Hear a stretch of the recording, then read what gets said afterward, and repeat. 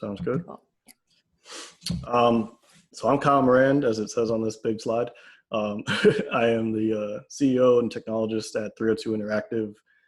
302 is a company I started here in Orlando, Florida, about 5, maybe 6 years ago. I was 21 in college, and I was in a dorm called 302.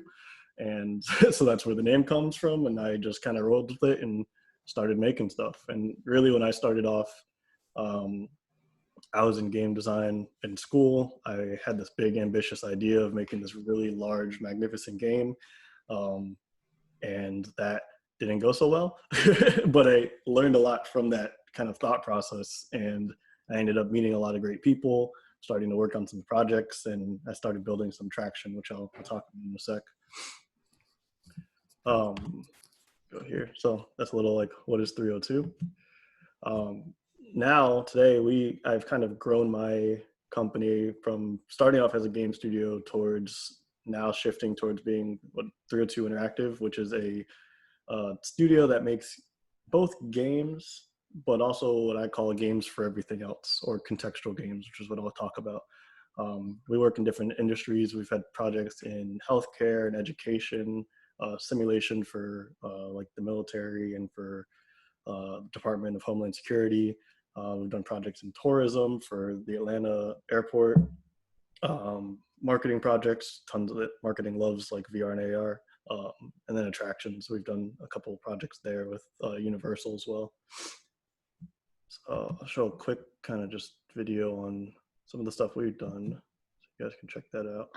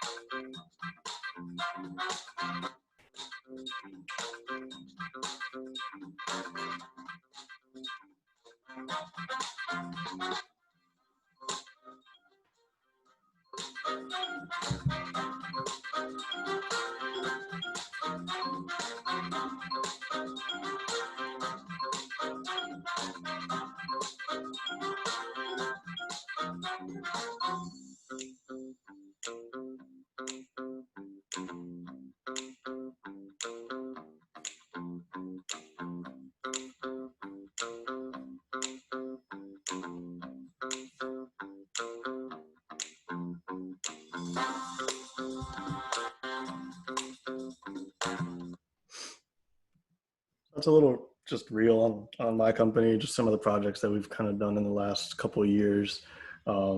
We've had, I would say, like the pleasure to work in such a diverse way. We haven't really just worked on just education projects or just marketing projects. We've really just said, we're here, we make games on different types of platforms, and if you need help, we're here to help.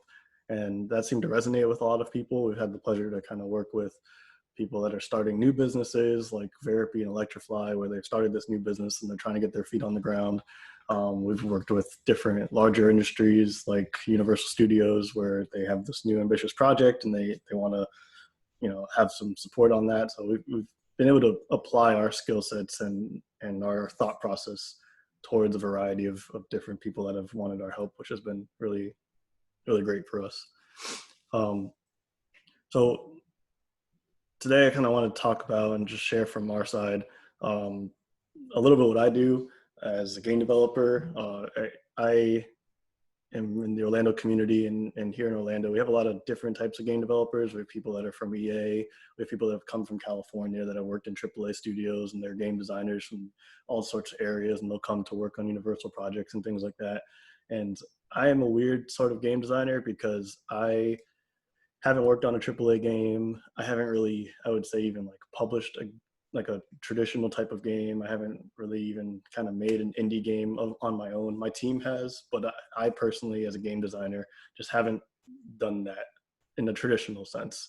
But what I do focus on is how games can be applied to everything else. I say everything else because my friend Bob, he talks about how we're going to put games on Teslas and on doorknobs and on tabletops and everything. So my kind of focus is how do games and the theory of game design, how does that apply to the rest of the world? So that's kind of what we'll talk about today is what I call contextual games. So really first, before I talk about that, it's really getting into like, what is a game, right? A game is very varied. There's a lot of different thought processes on games. And I think the best way to kind of break that down is a game is a structured form of play. It is a rule set, it is a flow, or it's a platform that allows you to play. And that the results of that play might be education, it might be training, it might be entertainment, it might be, you know, learning. There's different varieties of games and where play can bring you. But a game itself at a base level is really just a structured form of play. And that's where I start my thought process from. And then I figure out how to apply that to whatever it is that we're focusing on. And here's some just like fun gifs of games that my team has made. There's a game that I made that I'll show you guys in a little bit on the left. That's a Project Tango, if anybody knows what that is. It's like an old piece of tech that Google used to work on. It's crazy that that's old now, but that's what it is. And then there's a mobile game called Squire that my team worked on last year. It's on the App Store if you guys want to play it. It's a couple levels, just a fun little game that they wanted to put together for on their downtime.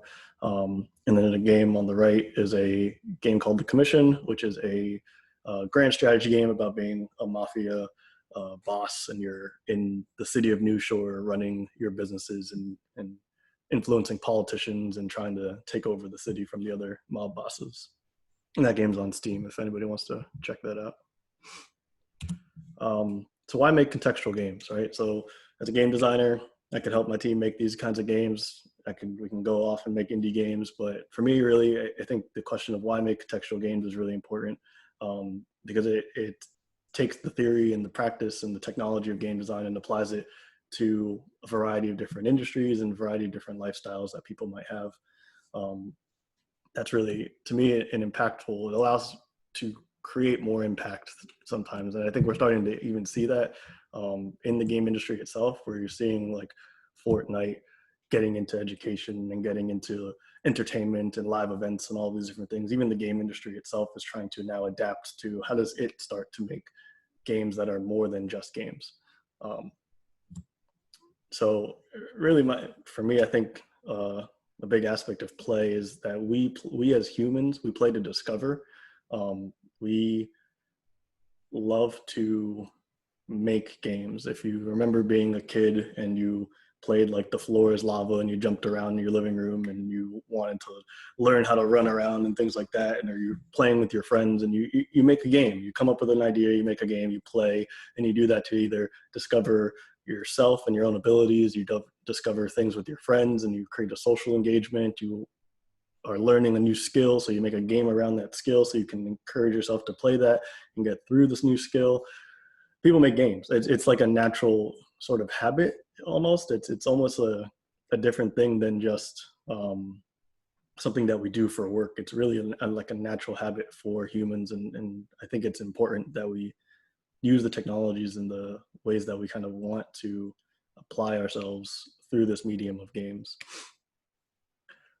So I have some examples on types of contextual games. This one's like to me, like the most obvious that I think people really adapt to, location-based games. Pokemon Go, it's just the best current example of like the AR mobile game. It's like the de facto standard. It's a location-based game. It allows you to use your location and the context of your location and where you are to play a game. And really the difference between Pokemon Go and playing just a Pokemon game is that the location of where you are is important to the game, right? The context of that location applies directly to the game, and without that context, you wouldn't have Pokemon Go. You would lose that that element of play, and that can be applied to a variety of thought processes on a macro level. People are starting to apply GPS location-based gaming to either how you make games accessible, where if you're in one area or another area, it changes the language.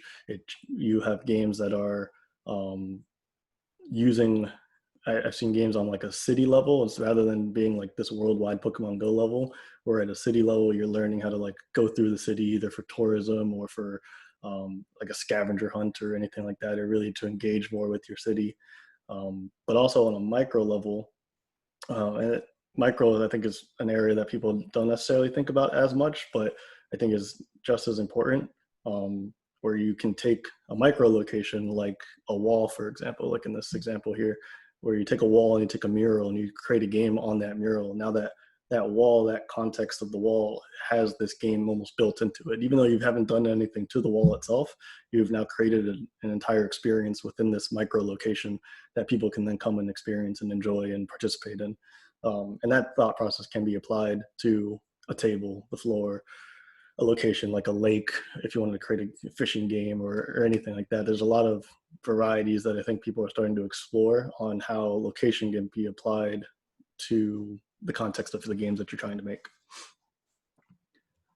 Another example of contextual games that I'm super excited about, so we've been kind of focused on primarily, is application. So making a game particularly for an application. Industry is a great example of that, of making a game for education, making a game for healthcare, making a game for attractions, these different industries that games maybe almost traditionally don't even fit, right? Like healthcare, you think about like going to the doctor and playing a game, I would be almost maybe a little concerned of why my doctor is trying to get me to play this game. But if you can create that context and that purpose for it, there's a lot of different avenues like patient engagement that is really difficult for a doctor, that people don't want to go to the doctors. And if you can create a better engagement platform for them, then people might be more encouraged to go to the doctor. Or on another side, doctors have a hard time with learning from their patient. They have a hard time sitting down with a patient and learning and having you explain, how do you feel? I feel bad. What does that mean? And having that conversation is sometimes really difficult for doctors. They actually tend to miss and make mistakes based off of not their knowledge, but the fact that they have a hard time getting that communication out of the patient. And games is a way that can be applied to help with that. You can create an experience and decision trees and something that feels natural and fun and comfortable for a patient, that if they sat down with it for 10, 15 minutes, you might get more information out of that patient than sitting down and talking to them and scaring them in that sense. So games are a great way to kind of tackle those problems. And then on the other side, you have lifestyle. I think lifestyle is something that we're just starting to see in the past year or two, especially now that we're all kind of locked away in our houses. We're seeing people play games, not from the sense of an entertainment standpoint, but these sort of micro lifestyle games of things on like Instagram and Snapchat and TikTok.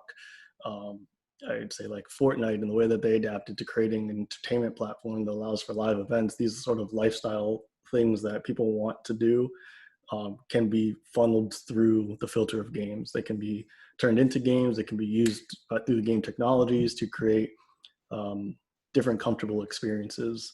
And I think as we start to have more adoption of the technology and more, I think, general usage of it, we'll start to see different gaming concepts get applied to things like how to raise your kid, or how to walk your dog, or how to cook a recipe, or how to clean your house or do your chores and things like that. There's the concepts of those are starting to be applied, and as we get the technologies to support visualizing that, and 5-10 years down the road when we're wearing like AR glasses or something and you're starting to see this content all over the place, I think you'll start to have more lifestyle engagement with almost micro experiences that are not cumbersome, not in the way, because that would be an issue. You don't want it to be something that gets in the way of you doing that task, but almost complements it and encourages and makes it more enjoyable. So that's something that we're pretty excited about.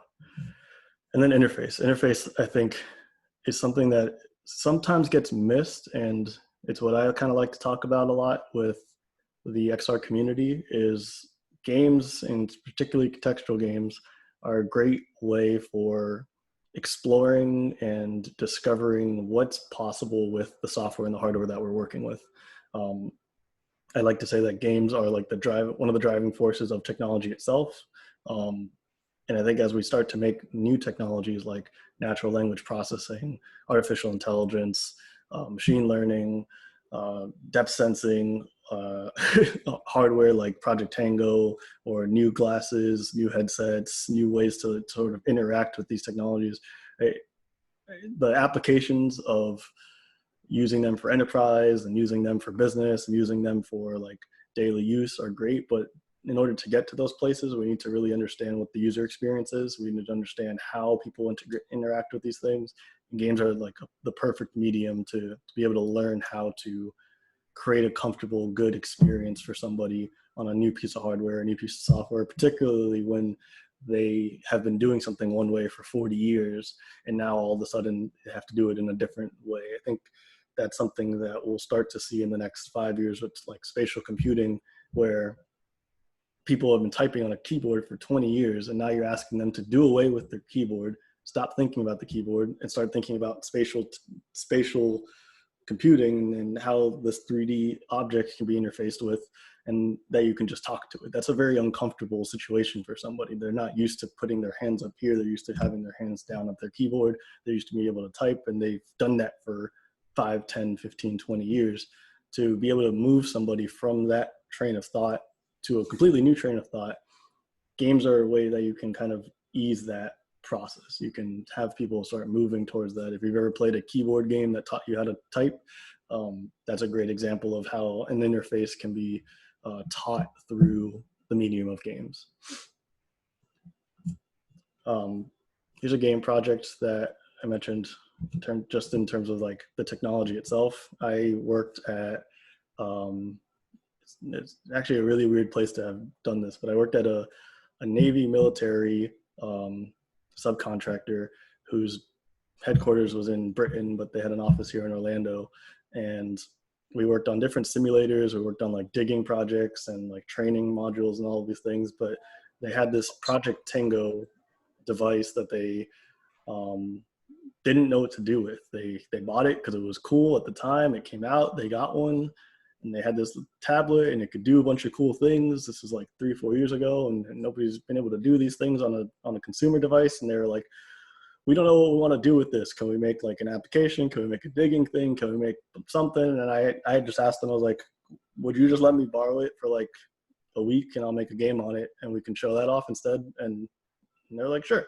And so I took this thing, the Tango, it's a tablet like about this big, and I strapped it to a PlayStation 3 gun and I made a game. And so I'll show you that in my, oops.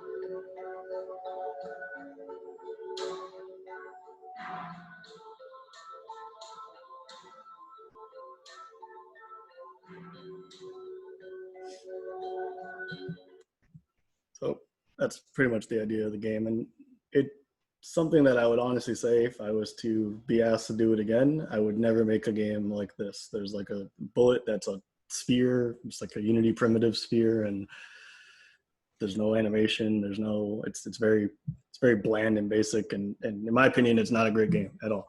But 3 or 4 years ago when I made this, it was something I did in a weekend. I did it in my apartment, made this game, knocked it out.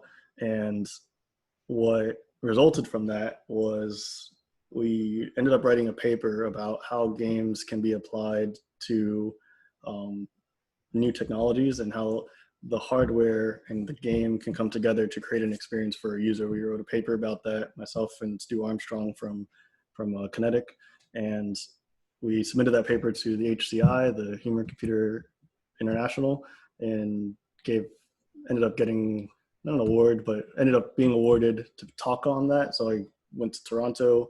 I did a talk on that at their conference that year. And then after that, the following year, I showcased this at 3 or 4 different events. And that project really ended up kickstarting a lot of contract work for me and for my company. We ended up making a lot of relationships with people, not because the game was great, but because we had a conversation and a thought process around how to take a piece of hardware, how to couple pieces of hardware together, how to make an experience, and how to make something that's enjoyable and consumable for both kids and parents and otherwise. We ended up showing this to Universal, and that helped me get to my first project with them. And it really just started to snowball from this small little tiny experiment.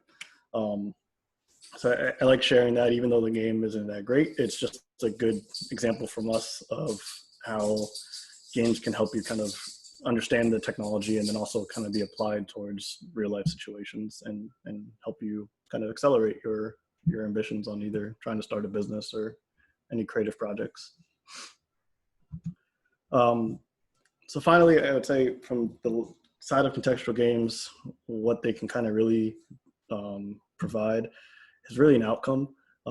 Games themselves are intended to express, tell a story, provide fun, all of these different things. But when you take the element of play and you apply either like a location or a specific application or a specific interface to it, and you combine those things together, you create a really unique outcome that you couldn't do without the game or the context of it. It allows for a new type of experience that people typically haven't had before. And that's something that I feel is sort of novel and engaging for people that are down the road, that I think we'll start to see more of these kinds of experiences come to play. So I'm going to show you just one of my favorite examples. We got a chance to work with these two guys, Jonathan and Tad. They started a company a few years ago called Veripy, and their mission was to create virtual reality therapy for patients, right? They had this great story of Jonathan when he was a kid. He used to go through therapy and he hated it. He hated having to go to therapy. He hated having to like go to the doctor, sit in a white stale room, take a ball, lift that ball up, lift it down, lift it up, lift it down, and then do that for 8 to 12 weeks every week. It's not fun. It's not something you want to do, especially when you're 9, 10, 11 years old and you're being told you have to do that. That's just not something that you really want to have to experience, right? And so he set out on a mission to create a better experience for both the patients that are having to go through that, but also the therapists that are having to struggle with these kids and adults both, to have that kind of engagement. So I'll show you a little video on that.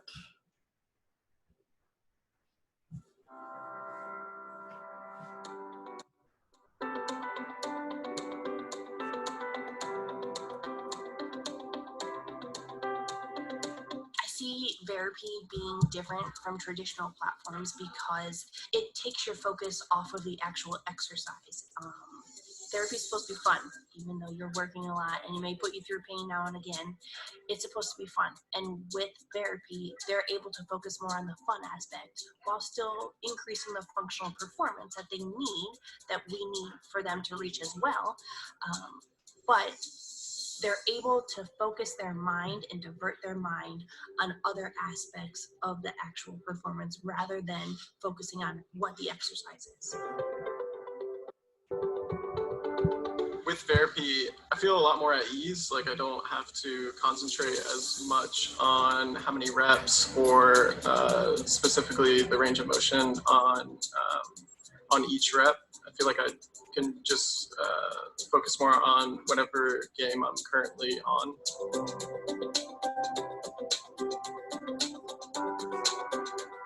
I would recommend therapy to other outpatient centers. It's just like another type of equipment that you would have as far as like you having like an exercise bike. It's just another tool that you can use in the rehab process. Yeah, we have a patient Ernesto that he'd come. He's been a patient of mine for over a year, and he'd come and it's the traditional. He'd come in, do the same kind of routines over and over again. So, and then when therapy was introduced, it's actually he was looking forward to it and coming in and like, hey, are we going to use this today? Like, what are we going to do? So it motivates them.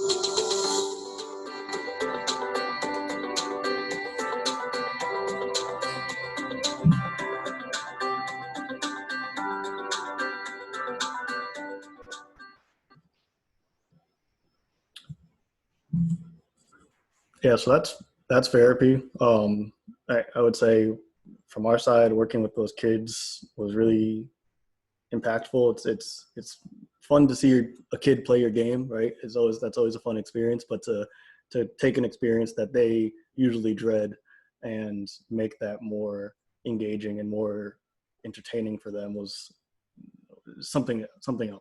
It's something that you really, like I said, can't provide that kind of outcome in any other way than to making these new experiences. So really from my side, I encourage you guys, especially as you are exploring the XR technologies and getting involved in these different fields, especially when you come from different backgrounds, really encourage you to take a look and understand where games are coming from, where games are being applied to, and encourage you, like Dominique, to just kind of jump in and start making games. And you'll, I think, have a lot of fun with it. So I have some information here on just myself if you guys want to get in contact, but otherwise I am here for the rest of the time to answer any questions. Yeah. Anyone has any question? I think Shi Chen, do you want to ask question to Kyle? You can unmute yourself. Oh, hello. So I would like to know how we can describe interactive technologies to people that have no idea what it is, because it's quite a complicated setup and how it works. Yeah, I was quite confused when I was first introduced to it. So yeah, can you elaborate on this? Yeah, definitely. I think a good way for that, if you have a specific piece of technology, usually those technology manufacturers, they have either like a small game or experience that's like the intro to that game. I know when the Oculus DK1 or DK2 first came out, they had a Welcome to Oculus, and it was this like 3-4 minute experience that you just sit there and you watch and you look around. And that for people that have never been in VR before, like I feel like VR is like a normal for us for now, but before it was like, wow, like, oh, I can move my head around, oh, I can actually move forward and backwards, and like having to experience that is really helpful. But then I would say something that we ended up doing actually with that particular experience, I got my mom, I got my best friend, I got like 3, 4, 5 other people to sit in that experience, and then I videotaped them and got their reactions on like, oh, I can move left and right, oh, I can do this, oh, I can do this, oh, and then you get to kind of capture that footage. And then I started showing that off to other people that didn't understand the technology as much, because it's one thing to say like, oh, you'll get to like be in VR and fly through space. It's like, well, what does that mean? Like, I don't understand. So almost showing people how somebody experiences that, especially for the first time, is a good way to start with that. Okay, so next one is Bobby. Bobby has a question.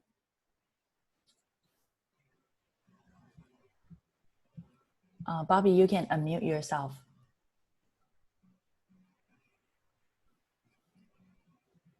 Yeah, Bobby has a follow-up question, which is, are you seeing mobile AR being more wild used for games and business solutions? Mobile AR, I would say, yeah, it's gonna be the standard for a while, in my opinion. I think mobile AR is what people are going to find to be normal. I think as we start to slide towards, let's say, AR glasses from Unreal or eventually like Apple in the next couple of years, those will still be secondary experiences in my opinion. I think similar to like the Apple Watch, where it's a secondary experience, secondary interface, and those will have particular uses that we want to do with that, but the standard will still come from mobile AR and the device and that type of experience. And I think that's if someone's looking to get into mobile AR, that's a good place to start, even though the technology is going to change. The design practices and the interfacing and the way that people adopt to that stuff's going to start to standardize no matter what device it goes towards. Cool. Yeah. Who has any, like, does anyone has any questions? Okay, Lisa, do you want to unmute yourself? Yeah. So I'm curious how you handle accessibility, like let's say working with people that might have issues with like with color blindness or different degrees of it, limited movement. How do you work with that population? I'm all ears because I'm learning more about accessibility myself. And okay, that's awesome. What is your background, if you don't mind to ask? More for like, well, I have MS, so like from okay. personal experience, and then knowing other people that have limited, I guess, different degrees of like color blindness. I know there have been like, at least within my company, we're trying to build a committee of students, since it's online learning, of students, families with that have kids that have like cognitive disabilities and like color blindness, and we're like, okay, let's build a committee to actually have people sit in with our applications to get their feedback. And I know there are like other companies that have it built into their process. We're in the beginning stages of it, and we know that people with disabilities are out there, but they're not being heard as much. So just curious, like how your team works with that or addresses. Yeah, that's a great question. I think for us, I would say for me personally first, I consider myself a problem solver. And so when I hear a problem like, oh, colorblind, like how do I make something more colorblind? I go out to like start solving that problem. And what's wrong with that from my side, and it's almost like I have to like humble myself and focus, is that there's a standard for that, right? There's almost a standard in research and tons of people that are focused on that. And I don't have to necessarily solve that problem. I just more have to accumulate the research and synthesize it with whatever I'm doing. So what my team does, actually, they are very, particularly the designer on our team, her name's Deanna. She's very, what she considers accessibility first. Whenever we come up with like a color palette, she immediately thinks like, okay, color palette. What are the people and things that get affected by color? Color blindness is one thing. Let's make sure that we have a color palette that works with all these different colors, right? Before they even start drawing or designing anything, they go and find a color palette that works for a variety of different colorblind folks, right? So it's almost thinking through your design from an accessibility first standpoint of each element, breaking that element down, and then understanding, okay, is there any motor functions that need to be in place, right? Is this game playable with just one hand, or do you need two hands for it? Do you need more than two hands? Do you need to use your hands and your feet? Is that accessible? If we do need a hands and feet to make something engaging, right? Like maybe you're making a game where you're driving a car and so you're using both hands and your feet. Maybe you can do that, but also build additional controls that allow you to do just keyboard and mouse, or just mouse, and you build secondary systems on top of that. And if you can draft those out, maybe not even develop those things first, but at least design it on paper and say, this needs to happen before we produce it, and to meet these like accessibility check marks.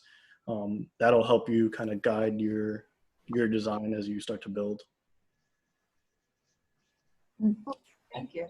Yeah. Yeah. Another one, next one will be Finwifa. Is that the right pronunciation? Phin. Fin. You can unmute yourself. It's Pimwipa. Yeah, it's close Yeah. enough. Thank you. Do you think that VR and AR in video games will revolutionize video games, or is it just a passing trend? Because for me, I don't see it being that revolutionary, mainly because a lot of people still don't have access to it. Mm-hmm. Yeah, it's a great question. Sometimes I get told I'm a cynic about AR. I am a big, passionate fan of AR, but I'm also told that I'm a cynic about it because I don't believe that a lot of the ideas that people have about AR should be done. And for me, that really comes down to a hardware and accessibility issue, right? Like you don't have the hardware for AR right now, and most people don't. And same thing for VR. And even when you do, like I have the Oculus Quest, I have different devices. I can't tell you the last time I actually really used those things, right? Not because they're not great. When you do use it, it's like, that was fantastic. But it's the friction almost of putting the VR headset on, turning it on, when I can just play a game on my phone. Or playing even a mobile AR game and having to find a surface and then have the right lighting, and then I can see it on my table, and then I can play the game versus just picking up my phone and playing a game. So that friction and all of those steps, I think, kind of have to get solved from our community before we can really state a claim that we're going to revolutionize games, if that makes sense. But on the flip side, I think there's such a novel experience that you can't really get with a traditional game that you can get in VR, that it's a lot of people, I would say, from an XR standpoint, find it so worthwhile to figure out how we solve that friction. And that's where I think a lot of the investment and push for it is that if we could figure it out, which I don't know if we know the answer to yet, but if we figure it out, we will create such a different experience than just looking at your TV, that journey to get there is worthwhile. So I think when we get through that friction, we'll start to see it be more revolutionary. Cool. Can I ask you a question, which is, how do you produce your game? Like, what's the pipeline? For example, you come up with an idea, and how do you approach? For example, like you write it down, you start with the business deck, or start with like the product deck, or start like just making it. How do you approach? It's a good question. I'll answer that, I guess, in two ways. On my personal side, I'm a programmer, and I even more so, I'm a tinkerer. I love to just kind of tinker. I typically will outline an idea, and I'll outline a problem that I'm trying to solve with whatever it is that I'm working on, and then I really just kind of jump in and start doing it. That's just always been my kind of coding practice. I jump in and start doing it, but even when I do that, not so much a document like in Word or anything like that, but I will document my code and outline everything in code that I'm gonna do. So I'll start setting up like primitive functions that have comments on them, and this function is gonna do this, and this function is gonna do that, and these classes are gonna do this, and I'll just like start laying out like the whole thought process, and then I'll go back through and fill everything in. That's just been my approach recently in the past few years. As a team though, and I would encourage that really only works as a solo dev. Whenever I've done that on a team, it always falls apart because you lose that sense of communication. You almost need that central pitch, right, to somebody to be able to communicate what you're working on. With that, we typically start with a game design document, a GDD. We just outline the core concepts, get that all on paper. Then we start a GDD where we start nailing down like each section that we're going to be working on. We try not to get too granular, That way you have some flexibility, because game design is very iterative, and as you start building it, once you touch it, you're going to learn a lot. So we usually start with that document, and then we focus on, of that document, what are things that we feel uncomfortable about? What's something that, not so much that it will take a long time to build, but that we're unsure about. For example, with Therapy, we're unsure if having a controller strapped to your wrist is a good way to play a game. Like, is this a good way to play a game? We just weren't sure, right? Like, we were sure about the visuals. We were sure about like looking around in VR, like those things are normal, but like doing this is not normal. So we built a prototype. That was like the first like prototype we built, was just like, does doing this and playing a game make sense? And we built like a completely different game. It was just like a little, I think, like shooter game, just to see if this was fun. And at first it wasn't, because we built it wrong. We built it bad, and then we iterated on it, and we iterated on it until it was fun. And we gave it to somebody else, and they're like, "This is fun." And we're like, "All right, we did it." And then we kept moving. And I would encourage doing a lot of that prototyping, after like starting with design on paper, but then prototyping and sticking to your prototype without moving on, right? Like, don't try to go from beginning to end without really getting a core prototype in place. If you've played like Mario 64 as a perfect example, Miyamoto has this theory of how they made Mario 64, where they took Mario, the character, and put him in a white room, and no interactions, no Goombas, no pipes or anything, just Mario in a white room, make that fun. And they kept prototyping and iterating until it was fun to just run around and jump and do that as Mario. And then they were like, okay, this is good. Now we can move on. So can I ask you, like, as for story, because right now I've already come out with the game mechanic, right? Mm-hmm. And as for story, I feel like it's awkward to kind of fit in. It's like, I don't know, like, do you think that start working on the game mechanic, or you need to finish the GDD and go back to coding? I'm kind of like, yeah. That's a good question. I think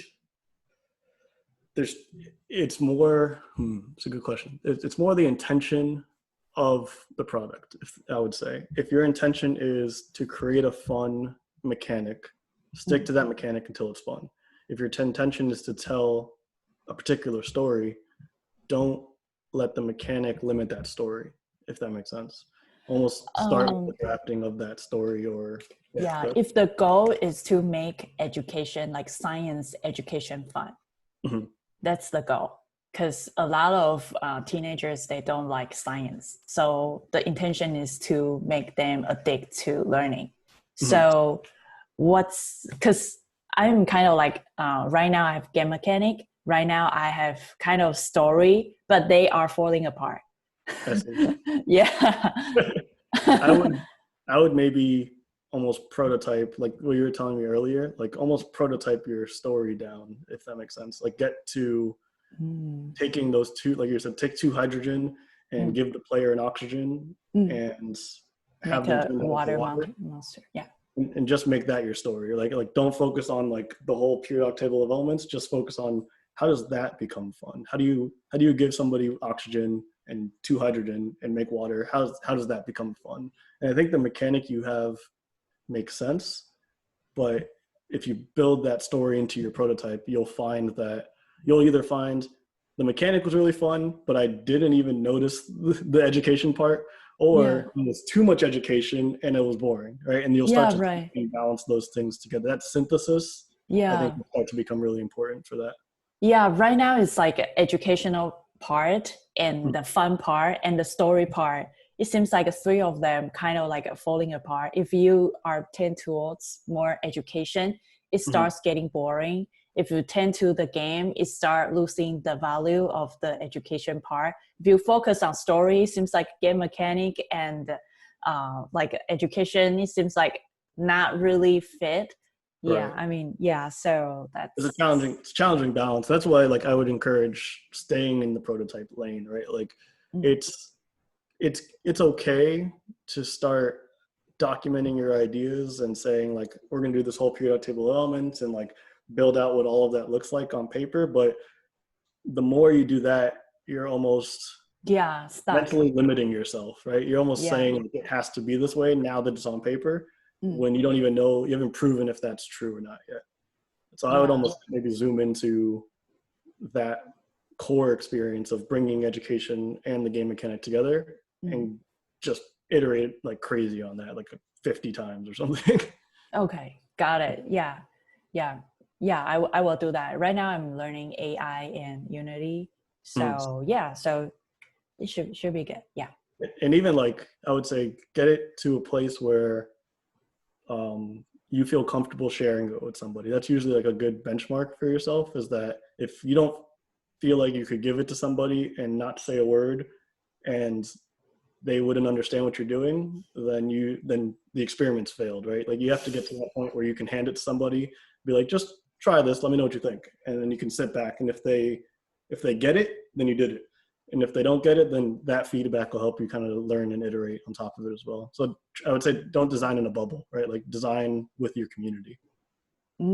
Okay, yeah, because right now, before I did a lot of small games, but it didn't went well because we jump in, like we come up with an idea, we jump in.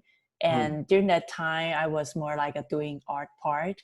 But at the end, we couldn't go anywhere. It seems like everything just stuck. And then right now I step back and focusing on more concept and business and core value. But I find out I also stuck because it's like in the bubble. So yeah, I think maybe 1 week for the business stack, another week for real prototype. So I kind of know what I'm doing, because right now it's more like focusing on the core value and the story, game mechanic, more GTD part. And I feel like I'm lost again because because my background is UX UI, more like graphics. So I self-taught Unity on my own like 2 years ago. So and then I joined one game jam in USC, I think two years ago, and I kind of fall in love with like a game. I feel like it's so fun, and I really want to bring this like a immersive and game and combine with other areas. So so I self-taught everything, because before I start, like every day I download a lot of app, I start playing, and I launch a little 5-minute show on LinkedIn. And later on, and I bought a lot of books and start talking about it. And I got some attraction after half a year. Before nobody was watching. And then I think after that, I feel like I don't want to just talk. Anyone can just grab some online information and start talking. I don't want to just like, just talk. So I start self-taught Unity. And then, at the beginning was hard because I don't even know what's going on. But I kind of bought a beginner, like Unity beginner book every day. Like every week, I learn one chapter for 4 hours in the morning, like a Saturday. And then later on, after learning the 4 hours, I start teaching. I record the whole thing and I teach back. So I pretty much learn everything by heart, just by learning immediately and teaching immediately. That's awesome. So after probably a year, I am kind of like, I understand everything, but I couldn't really know what's going on. I can finish a game published, but follow the tutorial. I couldn't do anything out of my heart or changing anything. I just follow the tutorial. But and then later on, last year, November, I joined one hackathon. Every time when I join hackathon, I do UX UI. I always tell people like, I'm an amateur developer. I can look up the code, I can copy and paste the code and change the parameter, but I can never code. But during that time, everyone has their own partner. So I was like, oh shit, I was the only one, should I just leave?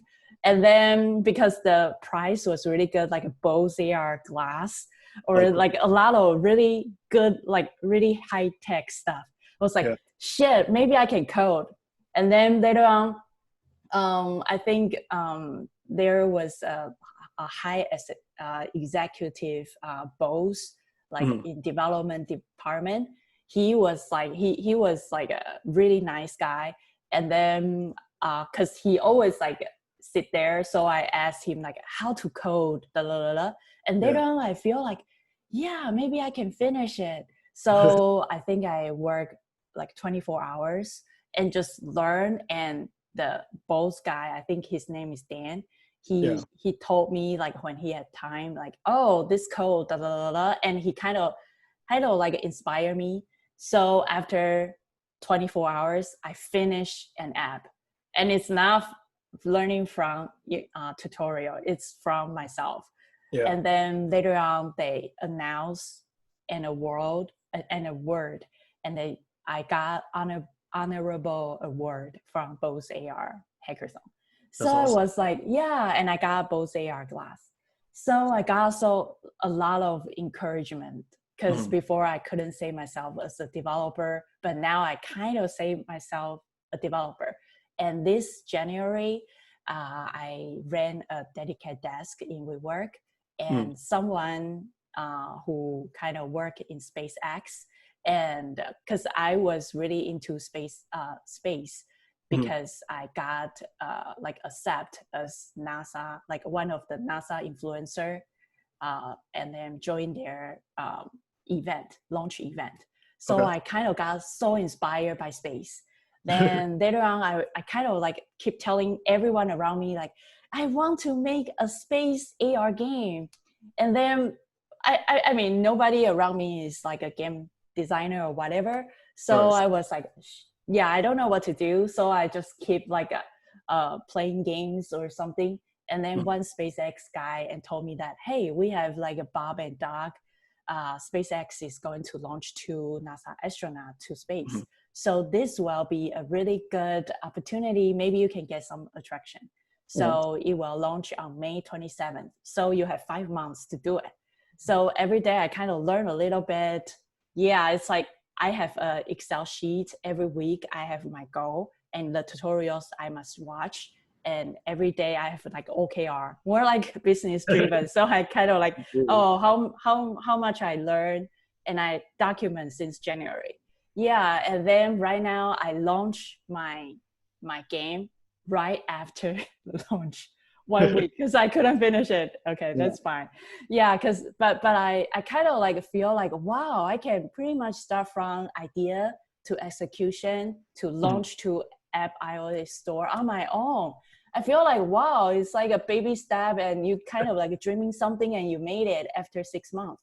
Yeah. So yeah, so right now on July, I start pitching to other like meetup, and they told me that, hey, Dom, you're like, your courage is really good. Like you start from Absolutely. scratch, and you have no idea what's game, and you made a game, and then it's on iOS store, which is like a milestone. But your game, when I play one time, I don't want to play the second time. I was like, yeah, right, this is really bad. I kind of really want people to kind of play my game again and again, and I want my game has a purpose. Yeah. So that's why I start diving into like a story and gameplay. Mhm. So yeah, so this is my situation, which is like, yeah, I know I can make it, but Right. I just need to, yeah. And I have game mechanic, I have like some story. Yeah, maybe later after the meeting I can show you the deck. It's just, Yeah. Absolutely. everything is everywhere. Yeah. I think for you, I think you're doing the right thing, right? Like you're doing what I would say like most indie developers can't really do, is you finished a project. Um, most game developers, they have like the idea, right? Like the idea, and they're like, I gotta get this idea perfect, and so they'll spend 2, 3, 4, 5 years on that idea, never launch it, and then they never get that feedback of like, hey, this was pretty cool, but this, and this, right? Yeah. And so for you, it's, I would almost just say, just keep doing what you're doing. Like keep finishing projects, keep getting things from start to finish, and get feedback, and try to almost not do that faster. Like every 6 months is great. Like, but if you can keep doing that, you'll learn so much, not just from like the tutorials and everything, but from the feedback that you get from other people. And that's what, like, to me, it's like community-based development. If you're iterating and working with the people around you and showing them and getting feedback and then iterating and then publishing and all of those things, you're going to learn so much more. And I would almost say keep that going, and it's hard to not get discouraged. But if you know Beat Saber, the guys Beat Saber, yeah. The guys that made really Beat Saber, they made, I think, 27, I think it's 23 or 27 games that nobody knows about. Like finished games that are like you can go and buy, and nobody knows those games. And then they made Beat Saber, and like, oh, the Beat Saber guys, like, like yeah, like, right, Beat Saber. Everyone played it, right? The game right before that game, nobody's played before. I bet you. And that's just it, right? Like it's all just iteration and trial and error and learning, trial and error and learning about what makes games fun. Yeah, right. I think particularly with like AR and VR, I would encourage looking at what indie game developers are doing. That's we actually are really focused on hiring people that want to be indie game developers because they think so differently than just like the guys that make Call of Duty, let's say, like or Mass Effect. Those guys think business and production and design and art, whereas indie game developers think design and art and then maybe sometimes business. So they just have a different approach, and that's really important right now for AR and VR because we just have so many questions about how to make a good experience for people, right? How do you get somebody to play? My question for myself that I've had for like 4 or 5 years now, how do you get somebody to play an AR game every day? Yeah, right. That's my question. So that's right. why I'm thinking about making an education game. So every time I add a monster, similar to like I saw a lot of games, they have a lot of addictive elements there, right? For example, Pokemon Go, even Minecraft, like young kids love it. And then some like, for example, like Final Fantasy, they have good music, good story, good art. And when you see like some educational game, when you put educational in front of a game, nobody want to play.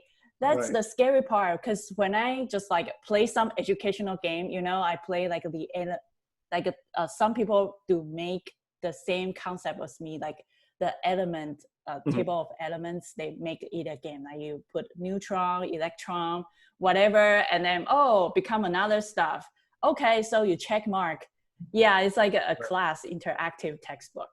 So those stuff. I would say for those like contextual games, for me, the audience that you're selling to almost isn't just gamers, right? Like gamers aren't playing educational games, but people that are playing educational games are playing educational games because their teacher, their school, their like the scholastic industry, the textbook industry, like that's your kind of audience, is the people that are trying to teach in a new way. Because you like when you go to learn something, it's not, you didn't start learning that thing because you wanted to play a game or watch a movie, and then it just so happens that game or movie was educational. It's the other way around, right? Like you're trying to learn something, and so you go seeking, I want to go learn chemistry, right?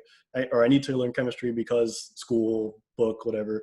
And so then you go and you look for resources to learn that. And so you want to be working with the people that are communicating with the people that are looking to become educated, if that makes sense, rather than trying to just attract gamers and tell gamers like, you should learn chemistry. Like they don't really want to learn chemistry, but people that want to learn chemistry, that's your audience, if that makes sense. And so it's almost taking it from the business side, it's taking it from I don't want to say corporate approach, but finding the partners that'll help you to engage with people that are trying to become educated, if that makes sense. Yeah, but if just think of that, like Pokemon Go, I play hours. I even drive from LA to Irvine, just want to catch, like some people just say like there are certain area that you can catch Pikachu. So I even drive to those area and catch Pikachu. Yeah, but you know, like a Pokemon Go, what if we make a Pokemon Go a lot of like stuff that is hidden, right? So I was thinking about, because I watched one of the Elon Musk's event or speech, and he said that he wanna educate his sons and then giving them a lot of games. But those Right. games, if his son play games that is not really helping them to grow, then Mhm. he kind of doesn't. He just like, oh, then we don't want to make play that game because it's just wasting time. So I was Yeah. thinking about, even Alice in Wonderland. The guy who wrote Alice in Wonderland actually has like a science or physics background. So if you see Alice in Wonderland, it's similar to, actually the whole Wonderland has quantum physics inside. So Mhm. someone later on wrote another book called Alice in Quantum Land.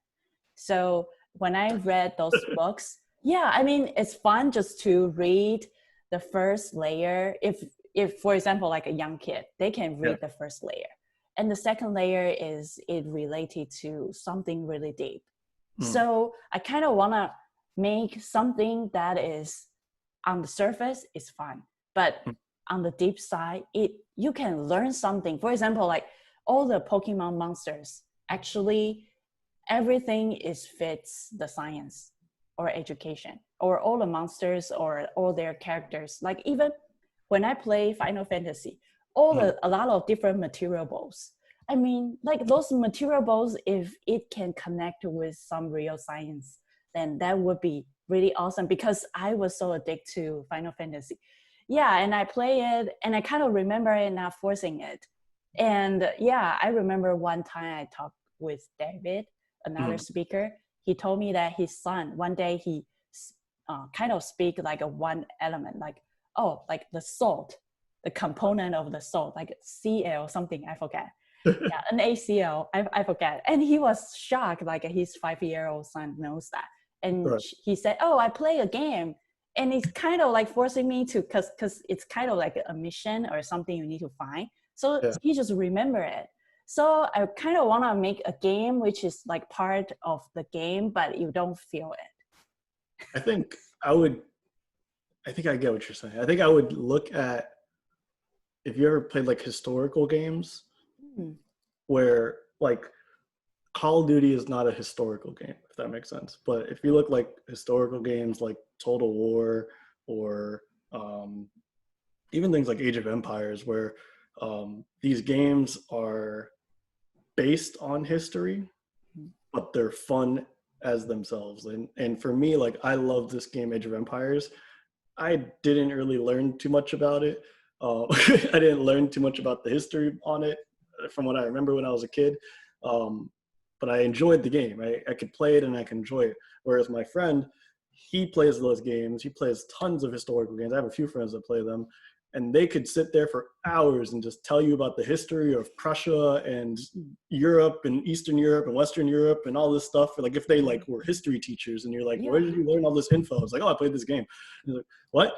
So I would look at like the design practices behind those kinds of games where you're using the science maybe as a base rather than trying to say like, here's the learning Yeah. it's more just like, this is the base. The base is the truth of my, like when you tell a story, you have to create your world, right? You have to create the truths within your world. So if you say like magic, it works like this, and if you snap your fingers you can create fire, that's the truth in that world of that story. For you, you can take science and our actual truth about science and make that the base of your world, and then build on top of that a fun game experience, if that makes sense, where you're using that as if you were a scientist. Not taking that kind of perspective of making the, it's not making the learning fun, it's making being a scientist fun, if that makes sense. Where the people that are using science, those folks do certain things, make that engagement fun for somebody, and they'll passively learn the core, the base of it, like over time. Like they'll have to, because it's part of your mechanics. They'll have to know, okay, 2 hydrogen make an oxygen. Like it's not that you tell them that, it's that they have to learn that because the game, if they don't learn it, then they fail at the game, if that makes sense. Yeah, right.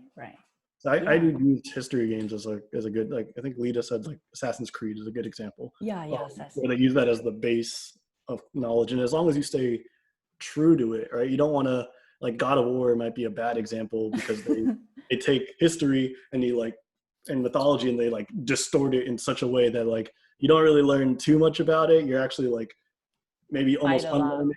Yeah, and you're learning like really like, okay, this actually didn't really happen. So if you keep that base true as possible, but it's just the foundation, and then you build on top of that, you'll find a lot more engagement possibly. Yeah, and one of the thing is about like quantum world, because Mhm. after I read some physics, I find out quantum physics is interesting. So I Yeah. download a lot of Mikio Kaku's like books, audio book, and I listen every day. Mhm. And then one day I talked with a friend. His major was physics, and he told me that, hey, Don, quantum physics is really hard. It's basically whatever you read, whatever you think, whatever people tell you, visualize, like tell you, it's written in math, right? Mhm. And it's translated into like words. So Right. whatever like the character or whatever phenomena inside, it's all math. If you don't know math, you cannot like you probably cannot learn well in quantum physics. And it's intimidating because like how can you as an artist to learn math? You kill me. So that's why I was like, yeah, I mean, nobody wants to learn science because it's so intimidating. If I can kind of make something is fun and maybe lure people to learn more, maybe Yeah. like for example, if I addict to some like a science game and I kind of like, yeah, it's fun, maybe I can learn some little bit, right? Maybe I can kind of start from overall stuff and dive into, if I really need math, I will learn it. It's Yeah. like Unity. Before I was like, yeah, I just do art part, I don't want to do coding. But because I really want to make my stuff really customized, so I kind of learn it, and the more I learn it, the better I am. So maybe it can be that way, right? Quantum physics is scary, right? Yeah, that's a good approach though. Like sticking with the surface, like the top, and moving, Yeah. encouraging people to get deeper into it instead of forcing them to, would be a good way to do that. Yeah. Okay. Sorry, I occupy you too much time. And All good. yeah. And then who wants to ask question? Let me see. Do you want to just unmute yourself and jump in? There are so many messages. Yeah. Who wants to jump in? I can ask the question that I made in the chat. Sorry for changing a little bit the subject, but it is very interesting because I don't do game developer, but there are a group of really nice gamers here in Cape Verde that tried to enter in that market, but they failed because the idea was to create games for African people that relates to the culture, relates, instead of making a chess game, they made a Urilu game. Urilu, it's a board with some balls that you made the game. They made the game in 3D for that, but they didn't have success because people in Africa don't have access to Google Play, so they don't have access to credit cards, so they could not distribute the games. So there was a failed because some of the constraints. But they are very passionate about it, but they do other things because they don't have job for doing games. So, if you need some skills, ship skills or shipper skills, then in the US we can talk about it. All right, but they know 3D character development. They know Unity. Yeah. They are very nice programmers also.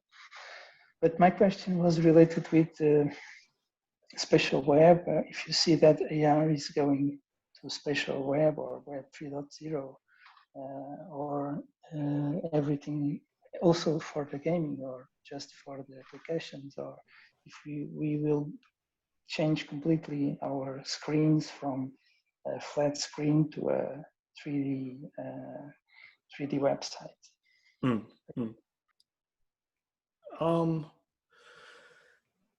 I think on the hardware side, if I understand your question correctly, I think on the hardware side, the transition from laptops and televisions and phones, like these flat 2D surface screens that we use, I think that transition will take a long time and won't be something that we see happen, I guess, in a binary way. Even when it does happen, right? In 5 years, if the technology is available, I still don't think we'll necessarily get away from using your phone and your laptop and your TV. I think something that, as a good example, might be like DVDs. DVDs are archaic compared to downloading something on your terabyte laptop, right? Like it's just not something that makes sense to do anymore. But for the people that do it, it makes sense for those people. They just want, they appreciate they value tangibility, they value ownership. They don't understand why something should be in the cloud, or even subscriptions and watching a movie on Netflix versus owning that thing. They value ownership, right? But somebody that's grown up with Netflix, that's 9, 10, 11, 12 years old, they don't have that same concept of value of ownership. They don't perceive a DVD to be valuable. They value things like accessibility and speed and I would say modularity, so being able to watch it on your phone and your laptop, and like that's the things that they value. So that's almost despite how great Apple makes their headset, and if they can distribute it all over the world, I don't think people will necessarily start adopting to it until there's like a generational shift. I think the kids and the teens that think that's cool, they'll do it because it's cool, and they're like, oh, this is cool, and I got my AR, and like my snap glasses or whatever and all that stuff, and they'll do it, and then that'll become their norm. And then once that's the norm for them, then that'll be the norm for everybody. But that takes a whole generational shift. Like, you're not going to teach 40, 50-year-olds how to do email in spatial computing. It's just not going to happen. It's like, because it's just not contextually part of what they do day to day. Like day to day, they send emails on their computer and it works, and that solves their problem.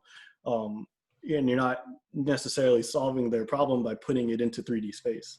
But for kids that are sitting on a tablet all day, like I have a friend whose son, he is probably 7 years old now, but a couple years ago he was playing Minecraft on an iPad. And if you've ever played Minecraft, you're like looking around and you're mining things and you're hitting things and you're managing your inventory. And I can do that on a keyboard and mouse. He can do it on a tablet. He can just use his fingers and swipe around. And if you watch it, it looks like he's like a science fiction character, because he's just like, and the character's looking around and picking stuff up, and he's in full control just doing that. I could never have that same level of control that he has at 7 years old. Now you take him and you put him 18, 19, 20-year-old in college, and you give him a laptop or a pen and paper, he's going to be pissed off because he knows the capabilities that he has and what technology can do. Once those people start generationally coming into play, I think that's when we'll see that shift. But until then, I think we'll have, it'll be a spectrum, right? I think we'll still have that spectrum for a while, which is okay. I think it's good. Thanks. Good answer. Yeah, definitely. Dominic, you're on mute. Anyone has any questions? I saw there are some people. Yeah. Yeah, I have a question for Kyle. Yeah, this has been fascinating, Kyle, especially with respect to the game development.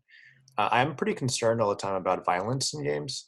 So one of my questions up top was about the possible proliferation of 2D game popularity in first-person shooters and some pretty gory and graphic games that have been pretty on the rise these days. And do you anticipate that could be a pit we fall into for virtual games? I would say absolutely. Yeah, it's almost an unfortunate thing of human nature, right? It's sensationalism. Same thing with like sexualizing something, making something extremely violent. It's not that people really want that, but it's just the visual, like, I don't know, it's that visual psychology of like, that sensation is so dramatically different than my normal life that's what I want to experience. I think that's just going to end up happening. It's already kind of happening. You have games that are like that, where they're like super gory, or they're like, it's like Doom but in VR. It's like, okay, why? But I hope and encourage that people explore different types of games and mediums, and I think particularly like indie game developers try to stray away from. We use in the indie game community, we use Call of Duty as like the main example. It's like we don't want to make Call of Duty because we want to make something that's tells a nice story, or is beautiful, or is art, or it's fun for a more, I want to say, polite reason, if that makes sense. And if you look at the games, like the Game Awards is maybe a good example, where I think there's starting to be trends towards that being more important for the game industry, where like Toby Fox, I forget the name of his game, but he made a game, it's like an RPG, and I can't remember the name, but he made a game, it's an RPG, and every time that you fight a character, you either get a chance to fight that character or have a conversation with them. Oh, that's amazing. Yeah. And he won an award for it. He's like, I think he won the Indie Game Awards, but I think he also might have won like a normal Game Award game. He's a single developer, and that was his mission with the game, was like, he want to make a game that was just a combat RPG game. He wanted to flip that script, like really give somebody an option to not have to do that. And he went all in on that, and people embraced it. So I think what's the name of that? I don't remember. his name is Toby Fox. And oh, Lita really says Undertale. Okay. Undertale, there you go. Yeah. Gotta look that up. Yeah, that sounds amazing. So you're saying is some tools that we can use are incentivization, maybe through awards or higher boards that actually promote like those kind of achievements that are less violent. Exactly. Yeah, I think it's from a game design perspective, it's totally possible. If you look up games like, there's a company called That Game Company. They made Journey, Flower, and Flow, and another mobile game. And all those games are nonviolent, and they all won awards. They're all beautiful games. They're actually published by Santa Monica, which is owned by PlayStation. So they're popular. They make money. It's totally plausible. I think the industry is trying to look at those things, but the things that stay in the main stage of marketing are the Call of Duties, the Destinies, the Halos, the all these shooters and violent games and things. Like even Assassin's Creed is like a blend of that, right? Where it's like, great, it has all this historical context, but the game's about being an assassin and killing people. It's like, maybe we could have done something else with it, right? Like maybe we could have told a different story, you know? So I hope and encourage that we keep exploring those options, but at the same time, I think it'll be like movies, where you're going to always have violent movies. We just need to have that balance where there's also romantic games, and there's, you know, educational games, and there's different genres that come to play. Yeah. Okay. Thanks. Sorry, one follow up on what you talked about for Beat Saber. I wanted to find some literature or some kind of interviews that you describe what you talked about of the team going through 26 iterations before they landed on Beat Saber. I was wondering if you had a link or something. Let me see. I'll find Studio Beat Saber. Yeah, I just ordered Undertale, Nintendo Switch game. It looks really fun. Undertale is cool. It's just a different game, but that's what makes it charming, right? It's so different. Yeah, so unique. Trying to find the guys that made Beat Saber. Oh yeah, so I found the guys who made it. I was just wondering. I was just having a hard time finding them talking about that story of going through that many iterations. Because they made, like, now that they got bought by like Facebook, I'm trying to find their actual name, because if you find their names, they used to have a website before Beat Saber came out. They had their like normal indie website, and it just had a list of their games. Like, I don't even know if they maybe talked about it in an interview. Oh, okay. All the games like in a list of just games that they had previously worked on and published. And okay, I see what you mean there. Yeah, I'll try to find their names and see if they still have their old website up. Maybe they, I don't know if they maybe took it down because I mean, it's just an inspiring story. I mean, it's kind of classic to the kind of path that people don't realize happens before somebody makes it big. Mhm. Absolutely. Yeah, I think there's a book, if you're interested in like examples like that, there's a book called Blood, Sweat, and Pixels. It's a great title, but that book it's about different types of developers. Oh, can you type it down? Right now Yeah. we are in your Pixels. Google browser. If you can I put it in show this. us the book. Oh, sure. Yeah. Blood, Sweat, and Pixels. Great book. But that book's all about like it's the trial and error of making games, and it's from an indie dev perspective and also a AAA perspective. Like they talk about my favorite story in there is about Halo Wars and how the studio that made Halo Wars actually didn't even want to make Halo Wars. They had a completely different game. They created a whole different story. They created a whole different thing.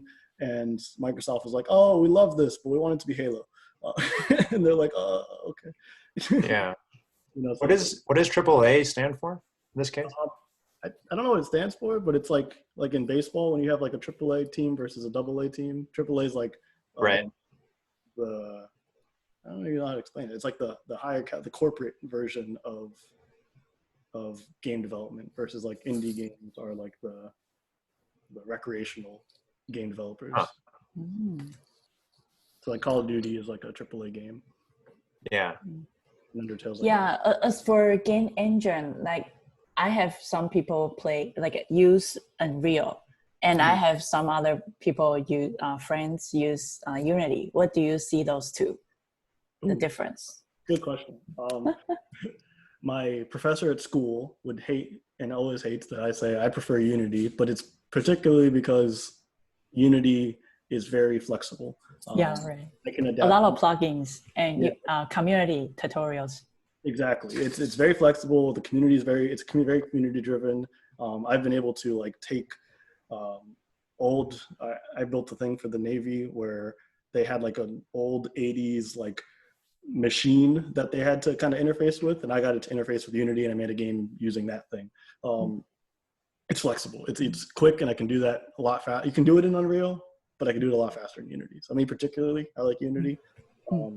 If you're trying to make something like really high graphic, high fidelity, go for Unreal, but there's a lot of bloat that comes with it. It's a heavier engine. It takes more processing power. So they're both good. I've made games in Unreal, but it depends on what your kind of target is. Yeah, it seems like Unity, if you want to build like a mobile game, Unity is really good. And if you want to build more cinematics, like you shoot like 4K stuff, you want to put in the movie, and you are like more like 3D modeler and want your scene looks like amazing. Right. I think, that's Unreal. Yeah. That's a good way to put it. Definitely. Yeah. Okay. Does anyone has any questions? Hey. Hey. Can I ask a question? Hello. Yeah. How's it going? Okay. I want to ask: is designing a VR AR game worth it if way less people are going to be able to play it?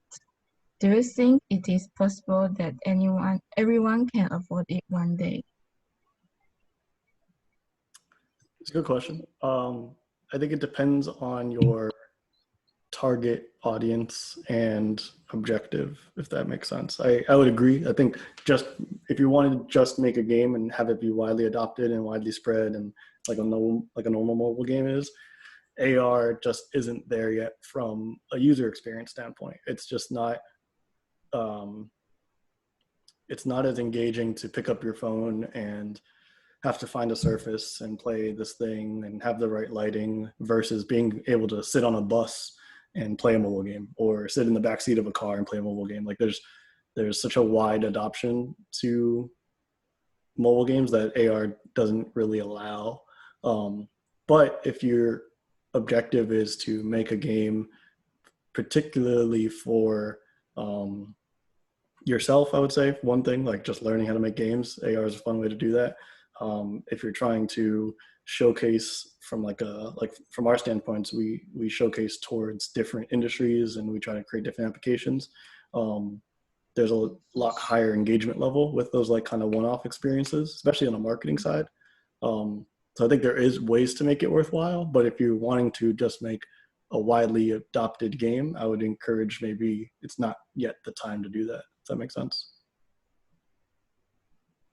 Okay, thanks. Mm-hmm. Yeah, I'm mute again. Yeah. Does anyone has any questions? Yeah. Can I reach out to, for you other day in order to address some ideas? Yeah, absolutely. I think I have here my Okay. contact info. Okay, let's just send you a LinkedIn invitation. We Okay. can schedule sometime. Yeah, that'd be great. Okay, thanks. Cool. Cool. Anyone has any questions or any game stuff?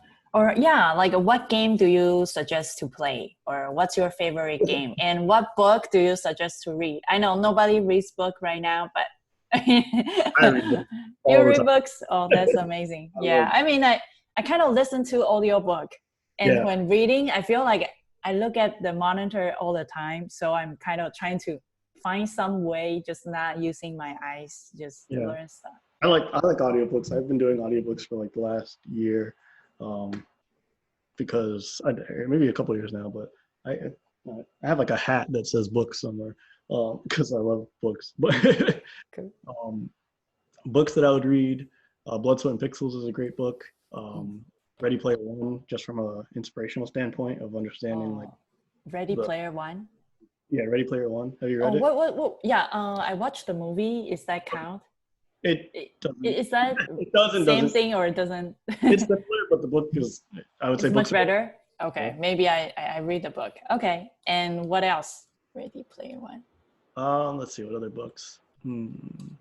Anything, Charlie Fink and Robert Scoble, they have their books. You guys have seen, what's the other?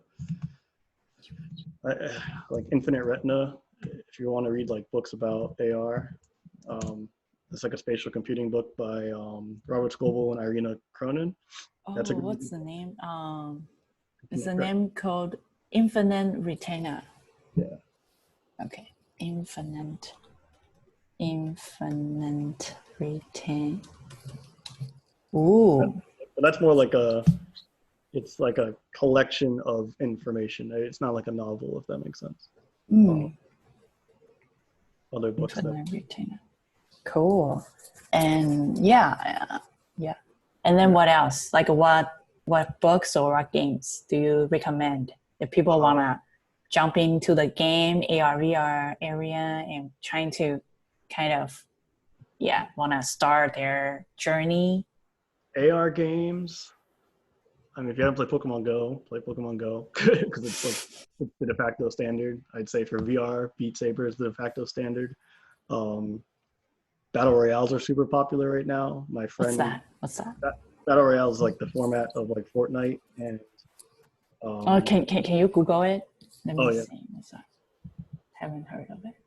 Well, Battle Royale. Wow. That's just like the genre, Battle Royales. My friend Sean, he made a game called Virtual Battlegrounds, which is a Battle Royale but in VR. He just launched that a couple weeks ago. That's super fun. That's a shooter. To Justin's question earlier, that's more like a violent game. Yeah. But still fun. AR, I would encourage really looking at like what micro experiences, not so much games, but like micro experiences that Google puts out, like their demos. There's not too many like good. This is actually something that we're working on. Is we're trying to make some like mini games in AR because I think people are trying to make like a little bit bigger games, but we haven't really figured out like core fun gameplay in AR yet. So we're kind of looking to experience more of that a little bit. Yeah. And then what other games? Not AR, VR. What normal games? Yeah, normal games. Good question. Super Meat Boy is probably like my favorite game. Can you type it out? Super Meat Boy. That's an indie game. Oh, that's so like, cute. based off of like Super Mario Bros, but it's a little wackier and like a lot harder. So basically like a guy that's like this piece of meat and you're trying to save this bandage girl. And that's pretty much the story, but it's cool because it's made by an indie game developer. And he ended up working with a lot of different people to adapt their characters to the game. So like the Minecraft guy is in the game. There's this VVVVVV is the name of this game. The guy from Spelunky is in it. There's a whole bunch of different characters that you can play from under indie games that are in his game. And I really like that concept. It's cool. And what else? What other games? The God of War series is one of my favorite. God of Wars. It's just ridiculous.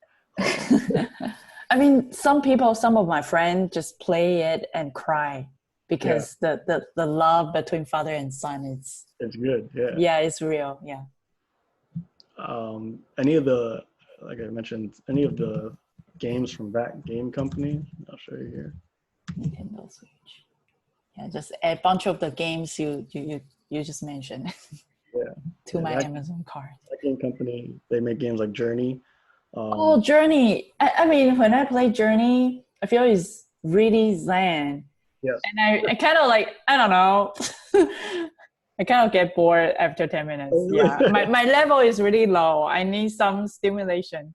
Yeah. I'm ADD, so I couldn't, like, it's too peaceful. Yeah, I see. Flower is a good game too. It's like a challenging kind of puzzle game, but it also has that kind of zen flow. Oh, yeah, the art is amazing. Yeah. Wow. Sky. Wow. Anybody else playing any other games? Any games they want to share that they like? Anyone has any recommendation of games? Mine is more like a Legend of Zelda, Final Fantasy. Oh, Uncharted 3 and 4. If you want some scary one, it's like a Bloodborne. Bloodborne. Yeah, it's like, oh wow, that's a little intensive. Oh, what is this? I think I bought it, but I haven't unpackaged it. What is Subnautica about? I remember I purchased one related to ocean. Maybe it's not this one, but it's similar. It's like you explore the ocean. Survival underwater. That sounds awesome. Yeah. I'm gonna check this out. Yeah. Cool. Okay. Yeah. Any questions or anyone want to share their game development experience or fun game books? Oh, survival underwater. It's a great story too. Ooh, cool. Okay. Yeah. So anyone? Final chance to ask questions? Okay. Yeah. Thank you for Kyle. And then, thanks for a great talk. Absolutely. And we all learn a lot from you. And then, let's talk after meeting. Yeah. And thank you for sharing all your knowledge. Yay. Absolutely. Thank you, guys. Yeah. Thank you. Yeah. So, see you next week or talk to you soon. Yeah. Bye-bye. Thank you. Bye-bye.